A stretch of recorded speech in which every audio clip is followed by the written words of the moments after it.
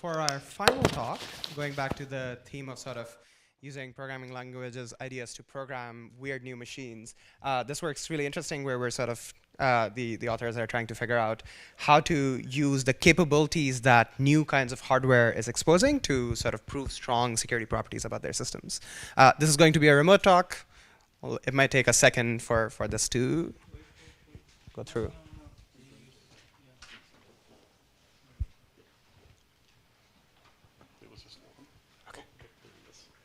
Sweet.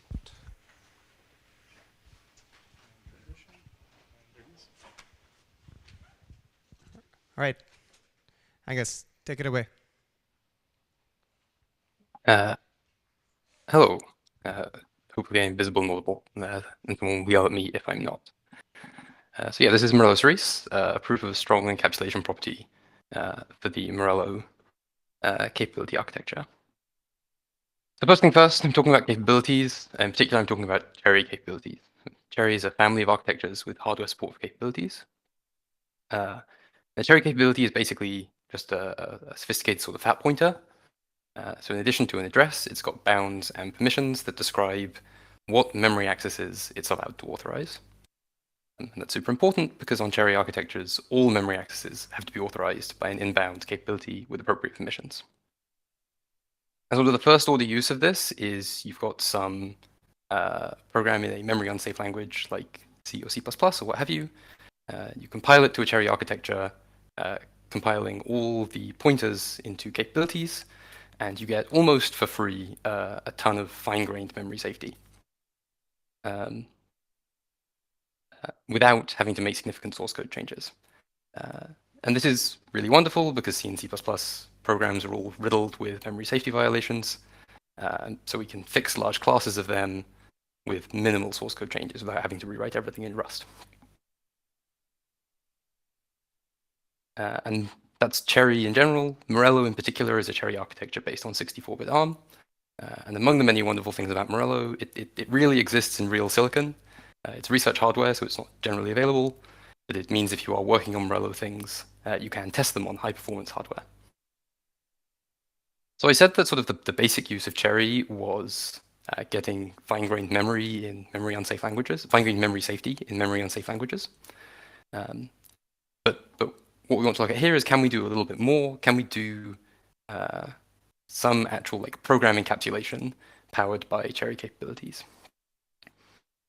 And so what do I mean by encapsulation in this context? You have if you have a program or a block of code with some internal data, can we protect that data such that even if the program is running in the same address space with arbitrary, potentially adversarial code, that data can only be modified in ways that is allowed for by the encapsulated code? And the answer is yes, we can do this. But we do need one more feature of Cherry capabilities I haven't mentioned so far, which is sealed capabilities. On Cherry, any capability can be sealed. And a sealed capability can't be used to authorize memory accesses until it's unsealed. There's several different kinds of sealed capability. They all support slightly different unsealing mechanisms. For anyone familiar with Cherry, I'm not going to go into a ton of detail, but in particular in this case, we're using indirect sentry capabilities, which, like most kinds of sealed capability, are only unsealed by branching to a specific piece of code. So it's a bit abstract. Let me give a concrete example of the kind of thing that we'd like to be able to do. Imagine we have some little C function here. It's got an internal piece of data, this accumulator. And the interface is very simple. You pass it a number, it increments the accumulator by that much. For some reason or another, we take the mod 64 of the accumulator, and then we return it. And so the only values this code will ever write are values 0 to 64. The only values this code will ever write to the accumulator. If we just write this in C and we link it with code we don't trust, we can't rely on that being those being the only values in the accumulator, because the unknown code that we're linked against could guess the location of the accumulator and write whatever value they want there. And so what we want to know is, can we, on Cherry, protect this internal data using sealed capabilities? And can. The assembly you want to do this ends up looking something like this. all that's really going on here is the accumulator capability, the pointer to the accumulator is sealed, and it only gets unsealed when we call f. Somewhat remarkably, the code here is sort of very similar to the code that you'd write without having to worry about capabilities. The only major differences are you'll see the register C29 is a sort of special capability register. That's where the pointer or the capability for the accumulator is being stored. And we have this extra instruction, the clear tag, that invalidates that capability before we return, which is how we avoid leaking an unsealed capability for the accumulator back to our caller. Right. And then the other bit of magic happens when you call this function. You have to use this particular variant of the branch and link instruction that will unseal the accumulator capability at the same time as branching into f, so that the accumulator becomes accessible to f without being accessible to f's caller. And if we do all this and we get it all right, we do know that even if it's called by arbitrary adversarial code, this invariant, the accumulator is between 0 and 64, always holds. It's a little bit finicky and it would get worse with larger programs. So the thing we might want to know is, can we prove that these kind of invariants hold when Morello is used to encapsulate code? This is a surprisingly subtle property because it requires reasoning about both the concrete known code of the accumulator and whole architecture safety properties about how much unknown code can do. And these are both independently tricky things to do on production scale architectures, and they only get worse when you try and do both at the same time. We do start from the good place of knowing a way to combine these two different types of proof in at least some contexts from the Cerise project. So Cerise proves results very similar to this. It comes in two parts. You've got a separation logic, which is a pretty standard machine code separation logic, which you use to prove invariance of your sort of known encapsulated code. And Cerise also provides a logical relation that characterizes exactly when it's safe to call potentially adversarial code without risking it violating your invariance. And the fundamental theorem of that logical relation is a proof that it is safe to call on to branch into unknown code when you've satisfied the conditions of the logical relation. This is wonderful. The big downside is Cerise works with a radically simplified capability architecture.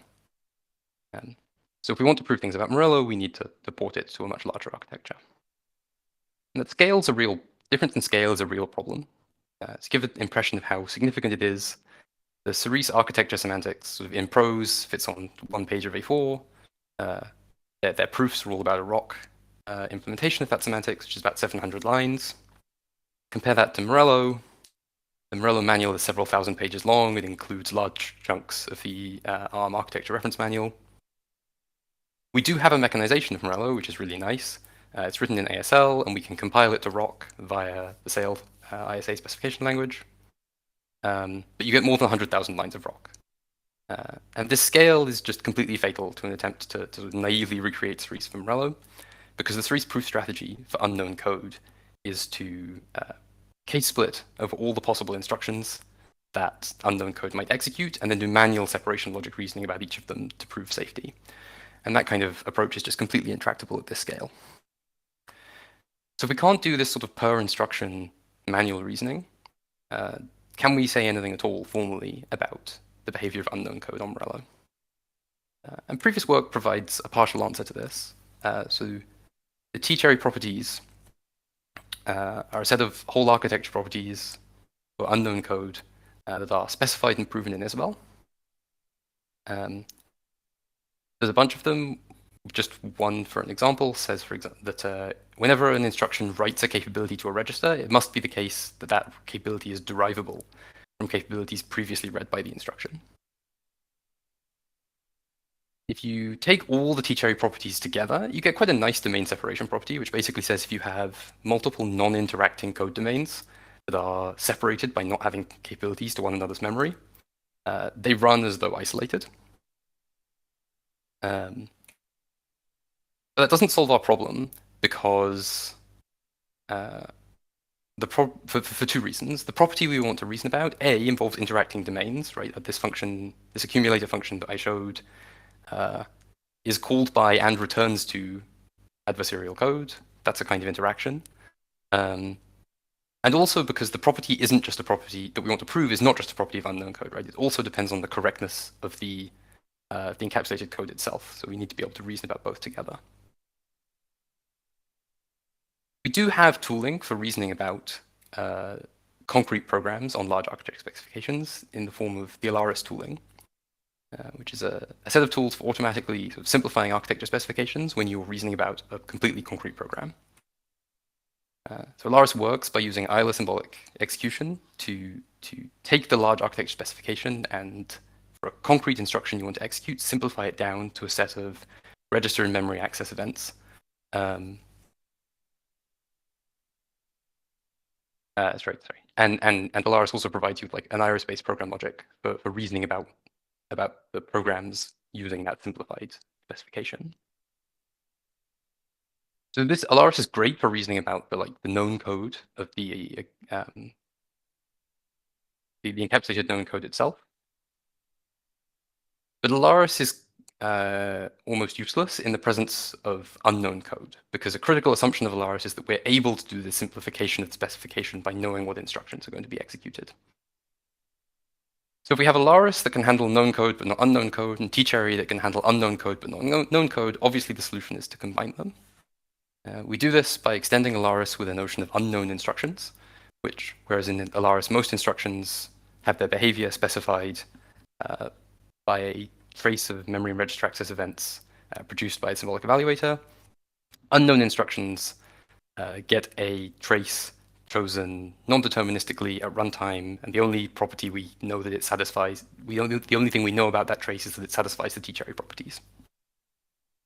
To do this, we have to translate the T-cherry properties from Isabelle into Rock, and we do this by hand, and it's an assumption that we've done it correctly. We've not reproven them in Rock. Then we can just use a Bauereiss exactly as is to verify our encapsulated code and whatever invariants we depend on for it. And we use a Cerise-like logical relation to prove unknown instructions safe. And we prove the fundamental theorem of that logical relation just on the basis of the fact, just from the fact that the unknown instructions satisfy the T-cherry properties, not based on any concrete behavior. So I want to give a quick impression of what the logical relation looks like. So it comes in two parts. We have this notion V that describes the set of capabilities that are safe. This is only the branch for V for unsealed capabilities. V itself is a bit too large to show in its entirety. Because this is saying that an unsealed capability is safe, we must take ownership of all the memory that the capability can be used to access. So we have that here. That ownership is inside an invariant because we need to handle the case of multiple capabilities that overlap. And then we have these read-cond and write-cond side conditions that basically just say that any values that are read or written from using this capability must recursively satisfy V. And then the other half of the logical relation is this notion E, which describes capabilities that are safe to execute. By capability being safe to execute, I mean the machine executes safely if we install the capability in the program counter. So the bulk of what's going on here is that if we have E of some capability, and we have that all the values in general purpose registers are safe in the sense that they satisfy V, we get this WP, this weakest precondition, which says the machine executes safely without violating any invariants. The major subtlety here is you'll notice that these C29 and C64 registers are being treated specially, which is because they play a special role in invocations. But we also have this sort of more specific version of E that just universally quantifies over them for the cases where you're not doing an invocation. And with these two definitions in hand, the fundamental theorem of the logical relation is straightforward to state. It just says that for all capabilities, if they're safe in the sense that they satisfy V, then they're safe to execute in the sense that they satisfy E. The tricky part of proving this, as it turns out, is that unlike if we were doing sort of concrete reasoning over actual instructions, when reasoning about unknown code, all we know is that we get a trace of memory and register accesses that satisfies the T-cherry properties. So the only way we can possibly prove that safe is by induction over the structure of the trace. That turns out to be quite tricky because you need to sort of give your induction hypothesis, you need to describe what it means for the machine to be in a safe state with partially executed instructions. So you need to give a sort of characterization of what it means for the machine to be safe when a prefix, the trace of an unknown instruction, has executed. And that took us a while to figure out the details of. There's been something of a whistle-stop tour of how Morello-Cerise is structured and what it does. There's plenty more in the paper. So the full definition of V, including for sealed capabilities, which I didn't get into here. Our proof is based on the T-cherry properties, but we also had to extend them because they didn't give us quite strong enough properties in the cases of invocations. And so we had to figure out how to strengthen them and prove those strengthened versions in Isabelle. We give the full prefix safety property that I just described for proving the fundamental theorem. And we show how you can sort of, all of this taken together can be used to verify the accumulator example that I showed at the beginning of the talk and prove that this invariant on the accumulator is never violated. In conclusion, we've given a characterization of a basic encapsulation scheme for Morello. And we've proven the fundamental theorem of a logical relation that can be reused to prove that encapsulation scheme works with almost arbitrary encapsulated code. And as a consequence of doing this, it's worth pointing out that this demonstrates that it is in fact possible to prove strong properties of production scale architectures, even when that depends on combining reasoning about known and unknown code. Although admittedly, this process is still quite painful. And there's plenty of future work in sort of alleviating some of that pain so that these results can be further generalized. So the obvious work there is improving our automation.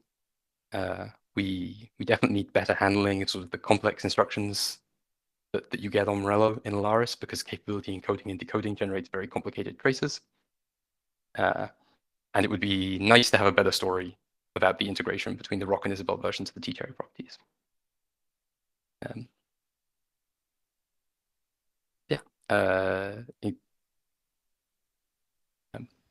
Sorry, that's it, and be happy to answer any questions. Let's thank the speaker.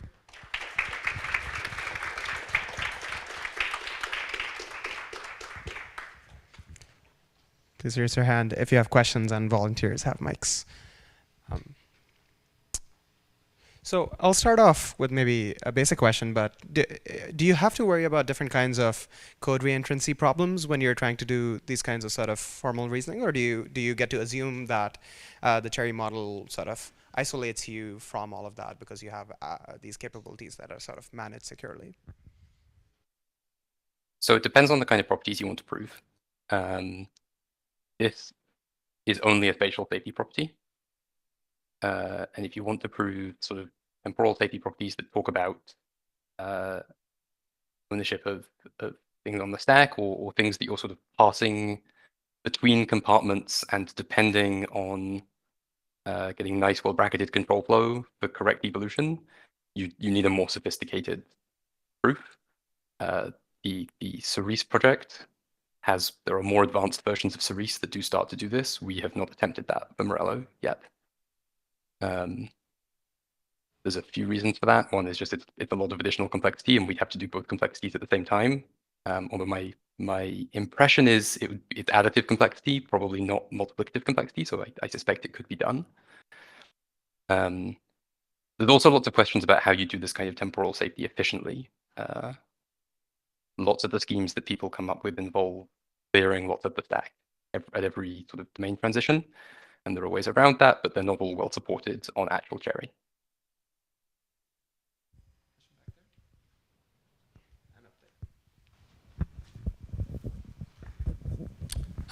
Yeah, really interesting work. So Can you say a little more about what the trace properties are that the ones that you took from Isabelle and axiomatized in Rock that you used to verify the fundamental theorem? Can you sort of say what those invariants are? I'm struggling a little to understand what what those trace invariants actually look like, and then how you build a proof over them. Sure. So collectively, there's quite a lot of them. I can't run them all down. I couldn't run them all down off the top of my head, even if I had time. But I gave the one, for example, if you write a register, there's one for writing a capability to a register, which says if the trace contains a write to a register and it's got a capability, and the value being written as a capability, it must be the case that there is one or more reads of capabilities, either memory or register reads that come before it. And that the capabilities that are read before have some sort of derivability relationship to the one that's written. You get a similar thing for writing capabilities to memory. You can only write capabilities to memory that are derivable. All memory accesses have a condition that say you must have read a capability that has permission to authorize this access beforehand. Those are kind of the simple ones.